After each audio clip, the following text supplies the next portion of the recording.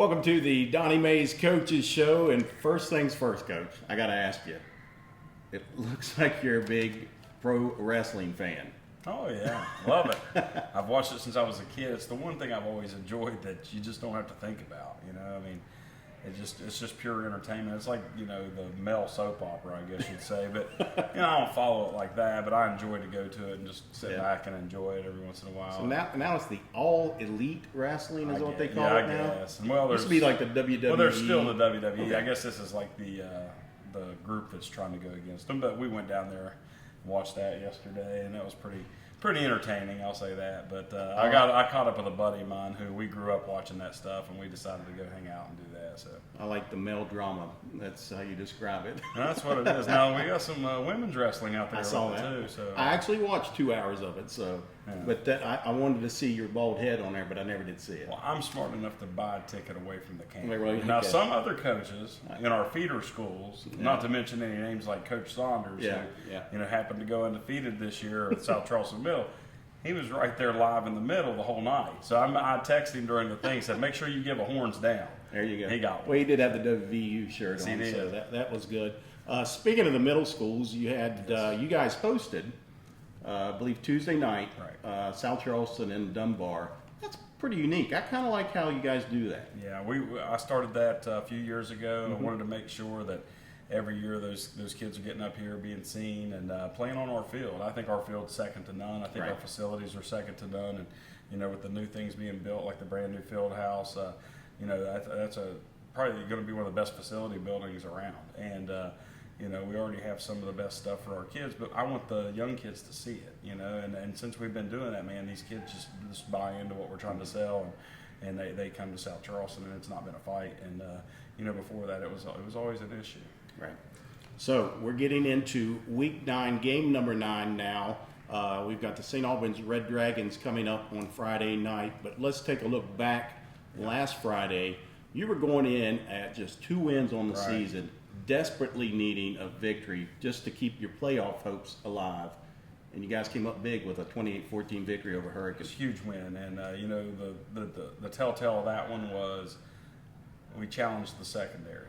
And we went against, at the time, we went against the state's leading passer, and he was number 1, and we held him to like 20-some yards or something. It was a low number, but he's now number 6 in the state in passing. So we did our job, and when the ball was in the air, we were knocking it down or intercepting it too. So it was a really good night for our back end. I was really pleased with that.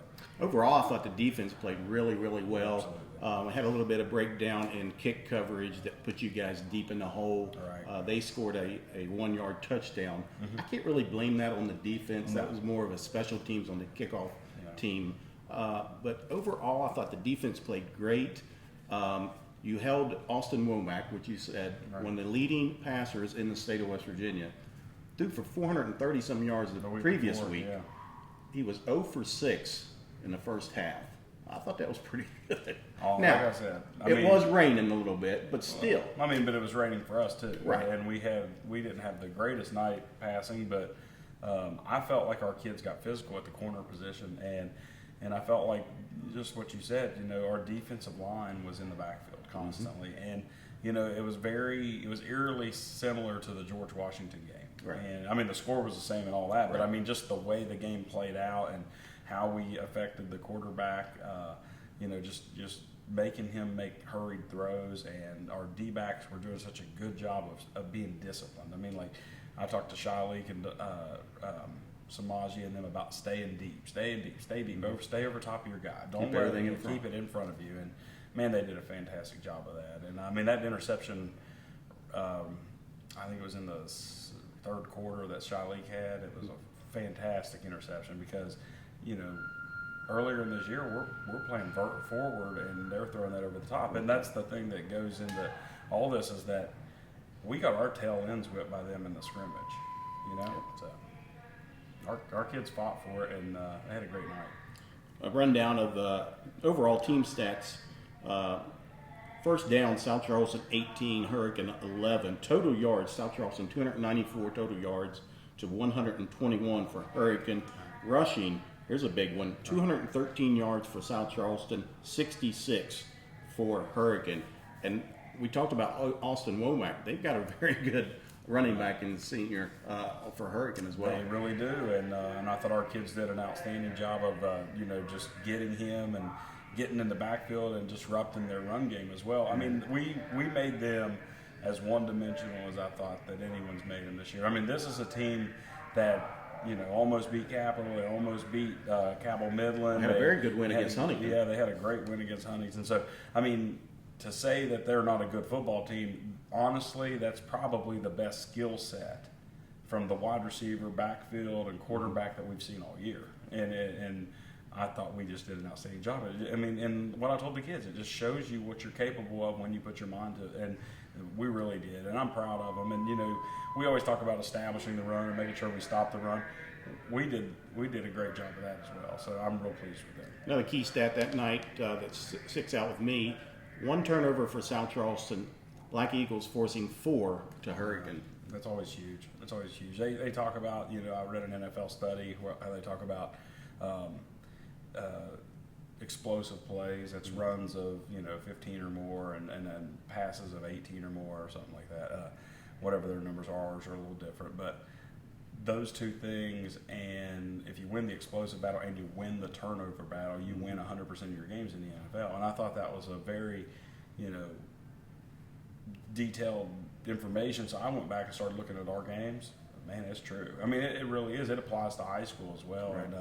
And I thought the other night we won explosive plays, we won the turnover battle, and we ended up winning the ball game. Sticking with defense, you had 6 tackles for a loss. Again, 0 for 6 passing in the first half for Austin Womack. And your defensive player of the week was Donovan Davis at the cornerback position. 2 tackles, 6 pass breakups, an interception, and a big tackle on that 4th down. Oh, it's huge. I mean, they ran a screen play, and he got underneath that block and made a huge play because, like I said, they were explosive. That was a team that you don't get 5 football fields against Parkersburg, right? And come down here and against what we've been doing. I mean, you would think they'd line us up, but our kids played really well and played very physical. It was very physical, and they were just disciplined and getting to where they need to be. And our linebackers did a nice job of matching up the running back. Offensively, Mondrell Dean, your freshman running back, 22 carries, 104 yards. First time he goes over the century mark on the season. Yeah, and he runs so hard. I mean, he really does. He's just a bull to bring down. And he had a run against Woodrow where he put a move on the safety, and he scored. And he had the same type of run against Hurricane, but he decided he wanted to try to go through the kid this time. And I like that. I mean, I'm not gonna complain about that, but I asked him, and he basically said that's what I wanted to do. And that's good because the more physical you can be as a football team, the better the result's going to be as well. Also, Trey Dunn, the quarterback, not a good night passing. Of course, we go back to that range, so nobody really had a good night. 6 of 16, 74 yards, an interception, but ran the ball well, 13 carries, 56 yards, and 2 touchdowns for your quarterback. Yeah, we had a couple drops too. I mean, that's not all on Trey. I mean, the decisions were pretty fair on his part. I mean, I think that we had a long meeting this week with Trey about just making sure that you're identifying certain things when we call certain plays, so you understand where to go with the football. And I think that we're all on the same page now, and I think we get better each week. I mean, he might have that F word beside his name, the freshman thing, but he's a sophomore now, basically. Right. As much as he's played football, he's played as many games as the majority of kids on other teams that are in the 10th grade. So he's getting better each week, and he's becoming a better runner because he's more patient. And we run a little counter off of our buck sweep series, and he does a really nice job of letting that thing develop and hitting through there. He scored a couple times this year on that. And another guy to mention, of course, Mondrell Dean was the offensive player of the week, and the overall and special teams player of the week was everything Romeo Dunham. And if you get tired of hearing his name, he shows up and plays big just about every game. 170 all-purpose yards on Friday night. 9 carries for 53 yards, a touchdown, had 3 kickoff returns for 109 yards and another 57-yard kickoff return. I feel like we got this on repeat, because every week it's Romeo Dunham. Dunham. He's a special player, and he's a contagious player. When he goes hard, everybody else goes hard around him. I tell him all the time in practice. I'll come up to him and whisper in his ear sometimes, "Hey, don't you think we need to pick this up a little bit?" And then he turns it on, then everybody else does. That's the leadership that we lack at times. That he can turn it on in an instant, and our kids buy into that, and they gravitate towards Romeo. And man, what a special player he is. And besides that, this is what I really like about Romeo. I've coached all his brothers. I had Ricky, Rashawn, all of them, but he's a special kid. He's got a great attitude. He talks to you like an adult. You know what I'm saying? He's on that level, and I just love being around the kid. He's an awesome kid. So turning the page and moving forward to St. Albans. St. Albans coming into this week with just one win, and we all know the struggles that they have had. Of course, now South Charleston, you're number 14 in the latest ratings. You've got yourself there. What do you have to do to prepare yourself mentally? Because you're coming off a big high and a big win against Hurricane, and you've got Cabell Midland coming up. Right. What do you tell your team this week to prepare? Just go 1-0. And our focus this week is if we go 1-0, we have a really, really good shot of getting to the playoffs. And, the ultimate goal for us is to win a state championship, of course, but in order to do that, you have to get to the playoffs. So this is the one game that we have to get to the playoffs. The one thing I'll say about our situation is, we've had the toughest schedule in the state year in, year out for the last 4 years. And if we can win this game, we'll be in the playoffs 3 of those 4. Mm-hmm. So that's a credit to this coaching staff that we've put together and these kids just for believing and keep fighting. I hear it all the time because I talk to a lot of coaches around the valley and around the state even that, when they get to a situation where it gets hard, the locker room tends to get a little difficult. Our kids aren't like that. Our kids are just great kids, and they want to win. At the end of the day, they want to win, but they keep playing together. You have your days, but our locker room's not been a mess. It's been awesome. The kids have been awesome. They see the big picture. Well, Coach, good luck Friday night. Let's Appreciate go it. Get another win and keep the momentum going to the playoff. We have to. I'm looking forward to it. All right, Coach. All right.